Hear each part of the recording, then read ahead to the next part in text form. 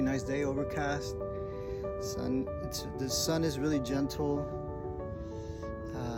There's people hiking. It's around 9:40 a.m. So yeah, I came out here for a little hike, continuing my connection with nature to decompress my mind. Yeah, it's been a little challenging on all levels, I would say. So the theme for me has been strategy, right? So getting into the mentality of bringing strategy, asking the right questions instead of waiting for the right answers, walking slowly, step by step, and I'm trying not to get ahead of myself or procrastinate. Just think about the future, or what are things that I can do that I feel that might be a good thing to do to get me out of where I'm at right now. So I think right now, again, what I'm feeling is just slowing down, reframing my way of thinking, reframing the way I speak, dropping down to my intuition, to my heart. I heard an elder say that the toughest, the most challenging journey one can take, and the most courageous journey and the humbling journey is the one that we take from the mind to the heart. Because what it takes a lot of dismantling the ego, a lot of reflection on,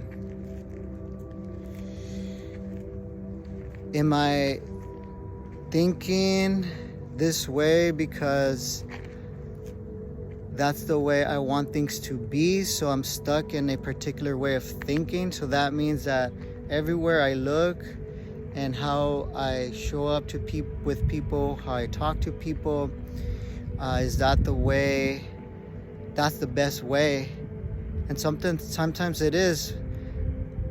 But if we're trying to bring harmony and balance within the circle, the sacred circle of life, which we are at least I am in the center of my own circle and my own universe, that means that I have to find balance between opposites and between the left and the right hemisphere of the brain, right? The more logical, doing, strategizing, and then with the more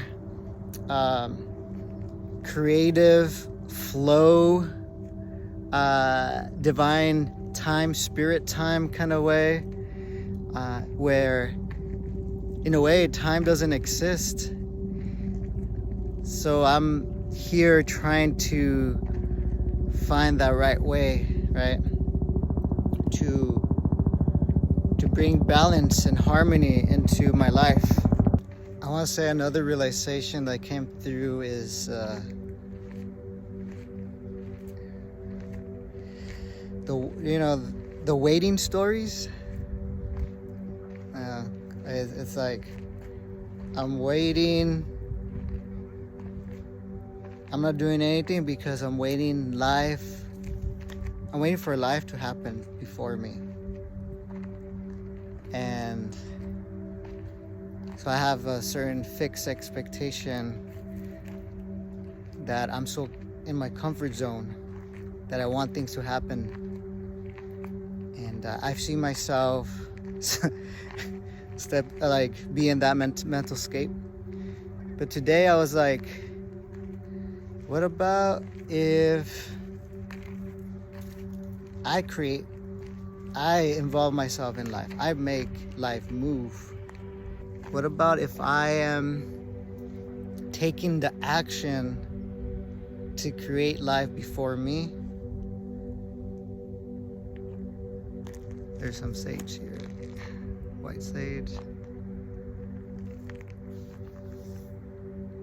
And just really embody that. So what does that mean? It means that I get to move my, right hand, left is connected to my right brain. My right is connected to my left brain. So it means subsiding the activity of my left side of the brain, the mind, the ego, and allowing my right hemisphere of the brain to kind of take over.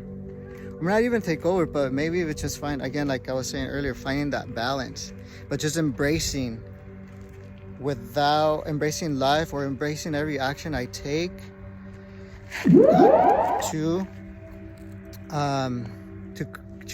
create and create life, to step into moving into what I want to manifest. There's just a lot of things happening right now that's manifest what you want.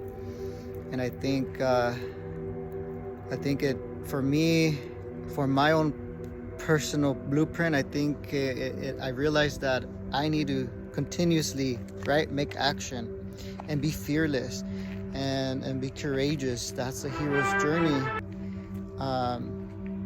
That I like to think about it like that. So I like to challenge myself sometimes.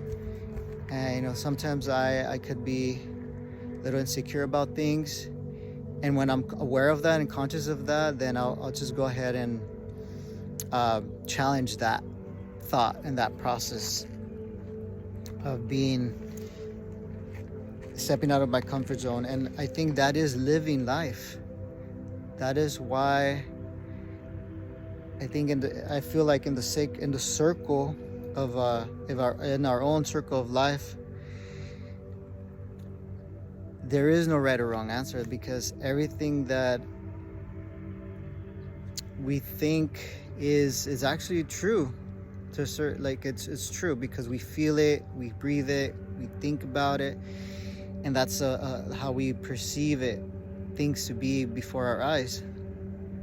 So I feel like in a more circulatory perspective, indigenous perspective, the concept of good and bad, the labels of good and bad, it's within the circle.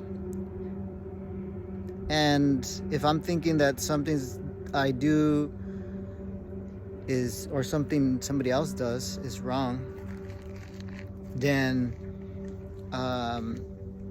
or somebody does something wrong, and then I have a position, it's true, but also it's I think I feel like I have to look beyond just the label of what I think it's good and bad, or that is that way, this is this way, you gotta turn left or right. Any labels I put there, yes, it's 100% valid, but I think at the end we gotta look at the core value of it, because if I guess in a linear way of thinking, it's like the alphabet is like A and there's a straight to Z, then obviously I can't really see what Z is really trying to talk about, because I have my own point of view.